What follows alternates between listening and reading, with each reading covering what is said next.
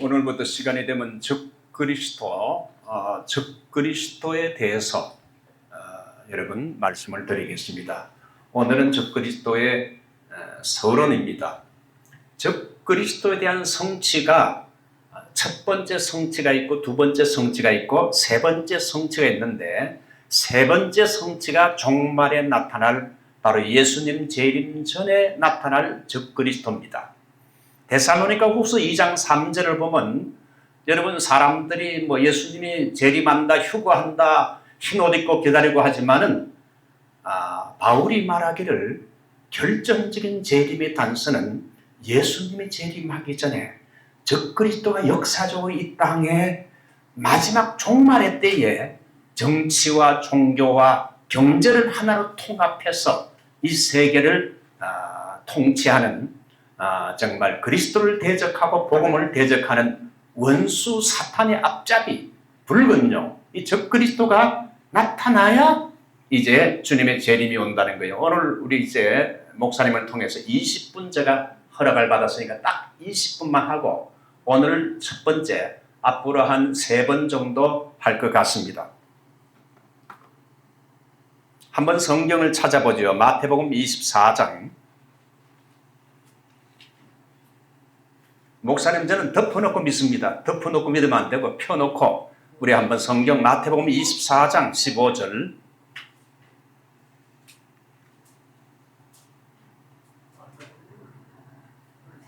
여기 마태복음 24장 15절 여기도 되어 있는데요.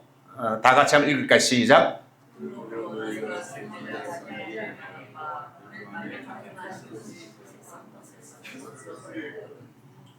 예. 목사님들도 성경 모르는 거 많아요. 아주 해석하기 어려운 거 많아요. 멸망에 가정한 것이 뭡니까? 이거 다니엘이 말한 것인데, 오늘은 서론적으로 첫 번째 바로 적그리스도. 여러분, 적그리스도라는 단어는 누가 썼습니까? 적그리스도라는 단어를 누가 썼죠? 사도 요한. 대단한 실력이네요. 요한일서에 나오잖아요. 그렇죠? 그 다음에 사도 바울은 적그리스도 쓰지 않고 뭐라 썼습니까?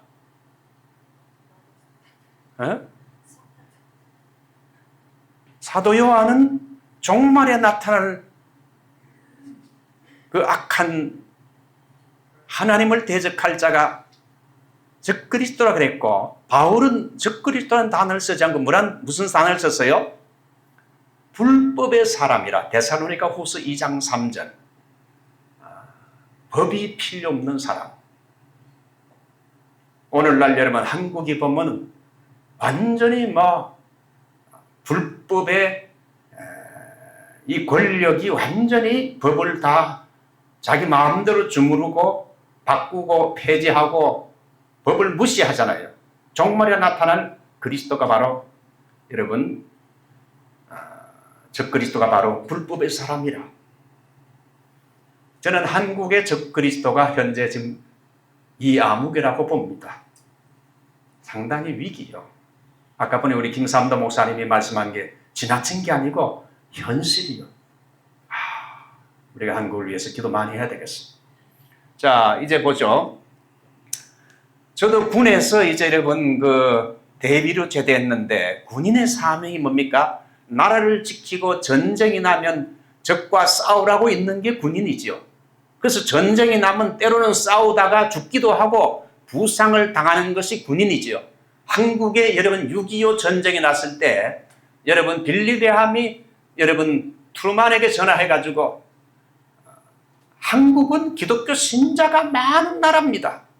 절대 기독교 신자가 많은 이 한국, 이 사우스 코리아를 저 공산주의에 의해서 그냥 넘어지게 해서는 안 됩니다. 반드시 한국을 구해야 됩니다. 그래서 여러분, 미군이 180만 명인가 왔잖아요. 그죠? 유엔도 왔지만 미군이 180만 명 와가지고 거의 5만 명 이상이 죽고 10만 명이 여러분 부상을 당했잖아요. 군인은 말이죠. 나라를 지키고 전쟁이 나면 한 목숨 바쳐서 죽기도 하고 부상을 당하는 게 군인이지요.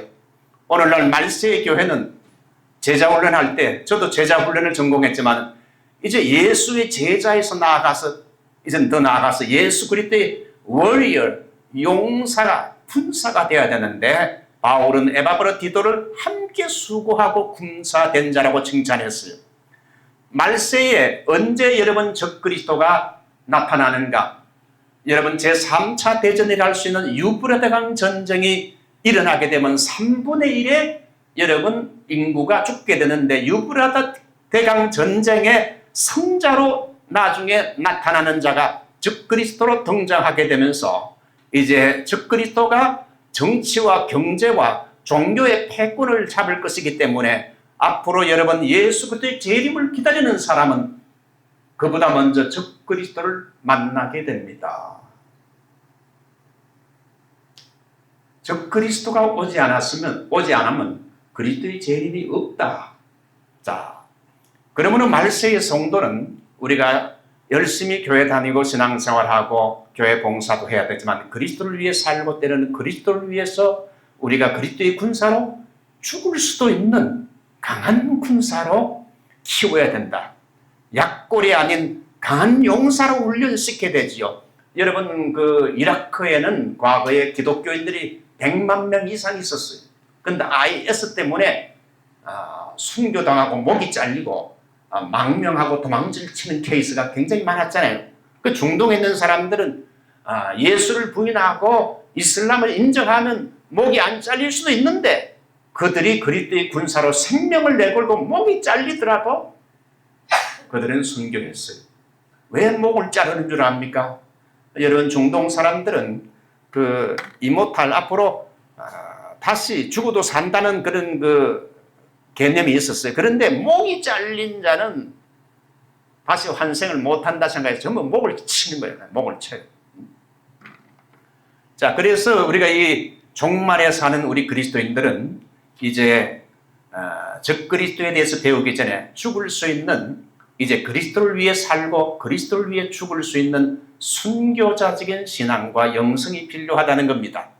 마태복음 24장 15절에 예수님께서 말한 바, 다니엘이 말한 바 멸망에 가정한 것이 과연 무엇이냐?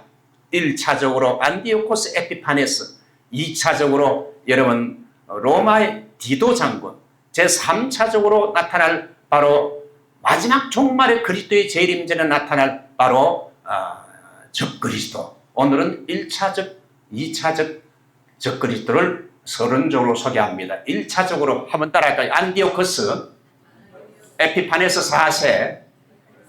예, 이것은 그 다니엘서 보면 북방왕으로 다니엘서 11장에 표현했어요. 다니엘서 11장 31절에 나오는 구약의 적그리스도, 즉 헬라왕 안디오코스 에피파네스 4세를 묘사하는데, 이 안디오코스 에피파네스의 군대는 그의 편에 서서 성소곳 견고한 것을 더럽히며 매일 드리는 제사를 폐하며 멸망케 하게 하는 가정한 것을 세울 것이며, 앞으로 여러분 종말에 나타날 적그리스도는요, 특징이 뭔가 하면 매일 드리는 제사, 예배를 폐한다는 겁니다. 여러분 한국이 공산화되기 전에 일어나는 이 현상이 뭡니까? 종교를 핍박하고 예배를 금지시킬 거예요. 왜? 가장 공산주의의 반대편에 서 있는 자가, 사상을 개조할 수 없는 자가 교회이기 때문에 지금 뭐 목사를 탄압하잖아요. 트럼프 대통령은 자기가 죽다가 총알이 길어 지나가서 하나님께서 자기에게 자기 생명을 살려준 건 교회를 지키고 목회자를 지키는 것이 자기의 사명이고, 하나님이 마지막으로 이 미국을 위해서 내가 한번 한 생명을 바쳐야 된다, 그런 사명이 있잖아요. 그죠? 그래서 교회를 핍박한 걸 제일 미워하잖아요.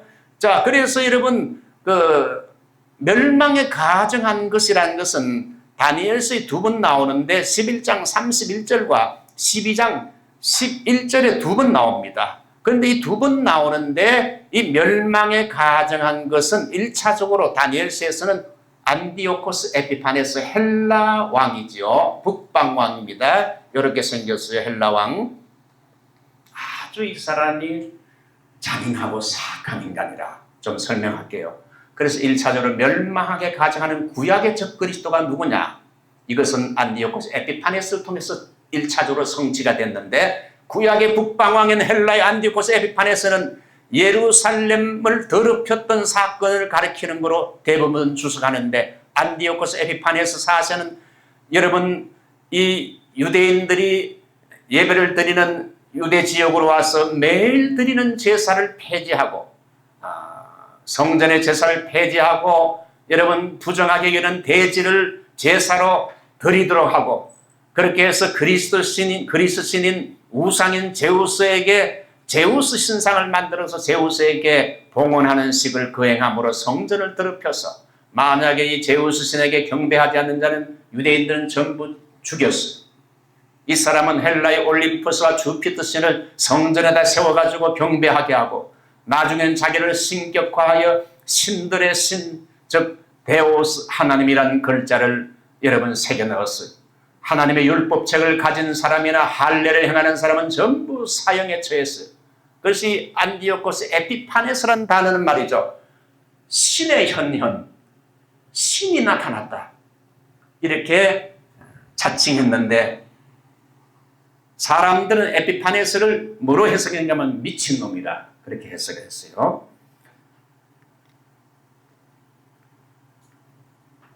그래서 다니엘서 11장 36절에 여러분 1차적으로 북방왕인 안디오코스 에피파네스는 자기 마음대로 행하며 스스로 높여 모든 신보다 크다 하며 비상한 말로 신들의 신을 대적하며 하나님을 대적하고 성전을 더럽히고 자기 자신을 높여서 자기를 하나님이라고 이렇게 해서 숭상케 하는 것, 이것은 종말에 나타날 적그리스도의 하나의 모형인데, 구약의 적그리스도가 바로 안디오코스 에피파네스를 통해서 1차적으로 성취됐어요. 자, 두 번째, 그래서 스룹바벨이 지은 성전을 대지로 제사하도록 더럽히고 제우스 신상을 세우고 우상 숭배를 강요한 안디오코스 에피파네스 4세, 스스로 내가 나타난 신이라 했는데 신의 헌년이라며 사람들은 미친놈이라고 불렀어요. 그래서 유대인들이 분노해가지고 이것 때문에 독립전쟁인 마카비 혁명, 여러분 수전절 마카비 혁명이 일어나게 되지요.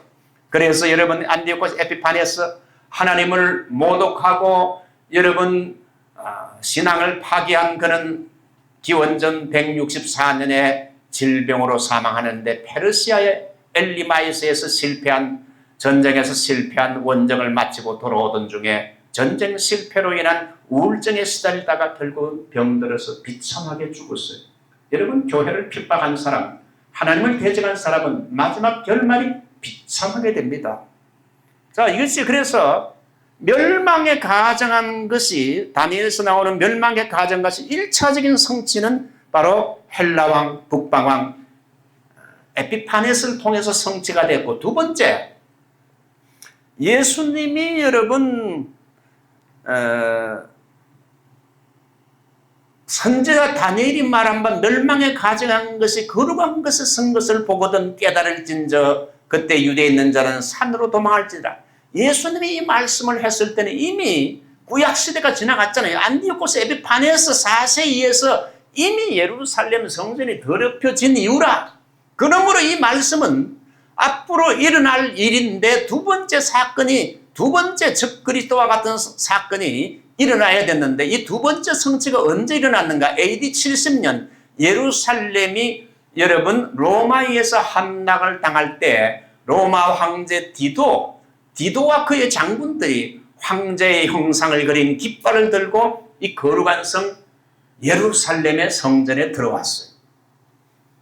그 당시 여러분 이 황제의 깃발은 그 당시 로마인들에게는 신처럼 경배, 황제 숭배했기 때문에 신처럼 경배했는데, 유대인들이 멸망에 가정한 것을 보게 될 때 주님이 하신 말씀이 뭡니까? 산으로 도망하라. 원래 여러분 로마의 디도 장군이 예루살렘을 침략할 때에 원래 자기 아버지가 먼저 장군으로 예루살렘에 침공을 했어요. 그러다가 갑자기 로마 군대를 거느리고 다시 로마로 퇴각을 했어요. 그러니까 유대인들이 와, 하나님이 우리를 지켜준 모양이다. 사실 뭐 그것도 있지만은 네로 황제가 죽었기 때문에, 그 후계자 때문에, 그래서 디도 장군의 아버지가 이제 후계자가 되기 위해서 로마로 들어간 거지요. 자, 그래서 이제 로마로 들어간 다음에 아들 디도 장군을 이제 자기를 대신해서 예루살렘에 가서 이 예루살렘을 진압하라. 로마의 디도 장군. 역사관 요세푸스 기록에 의하면 그때 로마 군인들은 그 주 70년경에 예루살렘을 포위했을 때 유대인들이 격렬하게 항전했죠. 여러분 마사다 가보셨죠? 격렬한 항전을 했기 때문에 참고 참다가 이제 더 이상 분노해서 유대인들을 죽이기를 아끼지 않았어요. 잡히면 전부 십자가 형태를 쳐박았어요. 십자가가 나중에 못하니까 십자가 하나에다가 사람 3명을 이렇게 못 박아 죽였어요. 그래서 마태복음 24장에 예수님의 예언대로 예루살렘을 함락시킬 뿐 아니라 성전도 다 무너뜨리는데, 예루살렘 성 안에 그 당시에 유대인들이 270만 명이 있었는데 예루살렘 공반전에 110만 명이 죽어서 예루살렘에 피가 가득해서 피가 철철 흘러 넘쳤어요.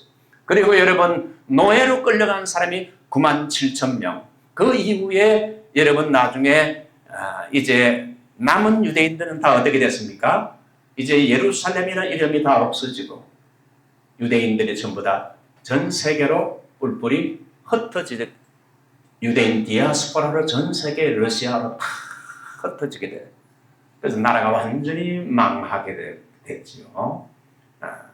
자, 그런데 모두가 참혹한 멸망을 당한 것은 아니지요. 로마 1차 침공인 디도 장군의 아버지였던 베시파시우스누스의 장군의 퇴각으로 그래서 유대인들이 야, 하나님이 우리를 지켜줬다. 사실 네로가 죽어서 로마로 들어간 건데 승리의 기쁨에 취했을 때 예루살렘에 있는 크리스찬들은 대부분 예루살렘을 그 당시에 빠져나갔다. 왜? 예루살렘을 벗어나서 현재 갈릴리 호수 동쪽인 산 쪽에 펠라로 도망해서 피난했어요. 왜? 예수님께서 앞으로 이러이러한 걸 보고 어디로 가라 도망하라 했죠? 어디로 도망하라고? 산으로 도망한다.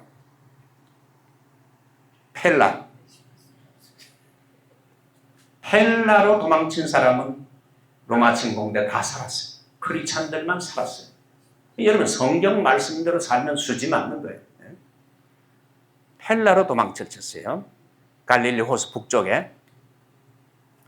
자, 디도 장군의 고난과 죽음을 생각하고 마치겠습니다. 로마의 디도 장군은 신약에 나타난 적그리스도의 하나의 형상이죠. 로마의 디도 장군은 아버지 베스파시우스가 죽자 79년에 자신이 로마의 황제가 됐어요. 아버지 뒤를 이어서 황제로 즉위한 지 이 사람이 유대인들을 뭐 그렇게 110만 명이나 죽이고 노예로 10만 명 끌고 가고, 끌고 간 노예들을 전부 뭡니까?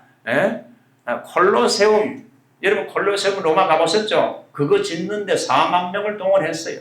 자, 그래서 이 사람이 그렇게 유대인들을 많이 죽이고 핍박한 적그리스도 같은 행동을 했는데, 황제로 즉위한 지 얼마 안 돼서 이 사람이 이상하게 황제가 됐는데 꼬리를 물고 어려운 일, 재난이 일어나는 거예요. 저기 2달 만에 베시우스 화산 폭발로 나폴리 근교의 폼페이, 헤르클라네움, 스타비아. 자, 반주자 권산 집사님, 폼페이 가봤어요? 폼페이? 좀 가보세요. 남편하고. 목사님, 폼페이 가봤어요? 아이고, 목사님, 폼페이 좀 구경시켜주세요. 자, 폼페이, 헤르클라네움, 스타비아, 저도 안 가봤어요. 주요 도시가 전부 땅속에 묻히는 멸망을 이게 디도 장군이 즉위하고 나서 얼마 안 돼가지고 생긴 거예요. 폼페이는 완전 소돔과 고모라, 음란과 사치, 도덕적인 타락을 망했지요. 그뿐 아니라 디도는 황제가 된 후에도 계속되는 재난과 전염병과 질병으로 몸살을 앓는데, 그는 아버지가 건축한 콜로세움을 예루살렘 멸망으로 잡힌 노예들 4만 명을 강제 노동시켜서 콜로세움을 준공했죠. 이 콜로세움에서 많은 크리스찬들이 사자밥이 되게 했잖아요. 그리고 전염병 패스트로 인해 가지고 많은 사람이 생명을 잃게 될 때 그는 재해 구호에 힘쓰다가 주 81년 9월 12월 9월 13일에 황제로 즉위한 지 2년도 안 돼서 갑작스럽게 열병으로 죽게 된다. 이게 뭡니까? 적그리스도 짓을 하는 사람은 하나님이 가만 안 둔다. 심판한 거죠. 어려움을 많이 해요. 그래서 여러분, 멸망에 가정한 것의 1차적인 성취는 누구라 했습니까? 북방왕 헬라의 안디오코스 에피파니스 4세. 예. 그 다음에 멸망에 가정한 것은, 주님이 말씀한 것은 두 번째 성취는 누구를 통해서요?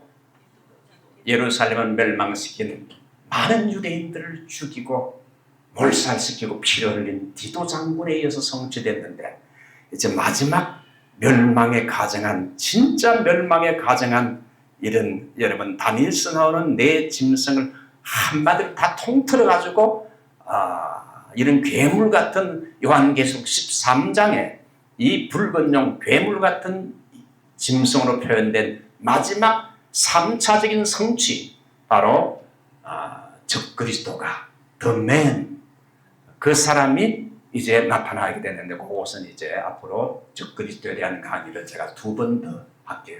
20분 됐죠? 네. 한번 기도합시다.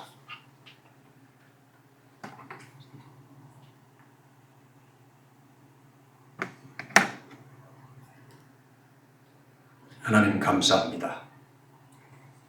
인류 역사로 볼 때에 참으로 적그리스도와 같은 짓을 한 자들이 결국은 교회를 파괴하고 성전을 더럽히고 기독교를 핍박했지만 그들은 다 비참하게 최후를 마치게 됐습니다. 주님, 우리가 이 땅에 살면서 적그리스도와 같은 이러한 권력자들, 왕들, 그리고 장차 나타난 이런 무서운 적그리스도와 같은 세력이 있지만 저희들이 순교자적인 자세와 영성을 가지고 살게 하시고, 특별히 우리의 두고온 조국 대한민국, 불법의 사람이 나라를 통치함으로 교회가 핍박을 받고 목사들이 감옥에 끌려가고 참으로 어려운 일을 당하고 있는데, 저희들이 나라를 위해서 기도하게 하여 주시고, 특별히 트럼프와 미국을 통해서 과거에도 하나님 8.15 해방을 주시고 6.25 때에 또한 군대를 보내서 한국을 살려주었는데, 선교사도 보내주었는데, 다시 한번 하나님께서 트럼프를 사용하여 우리 한국이 바른 질서를 잡고 악한 자가 물러나고 참으로 올바른 정치가가 나라를 이끌 수 있도록 도와주시옵소서. 예수님의 이름으로 기도하옵나이다. 아멘.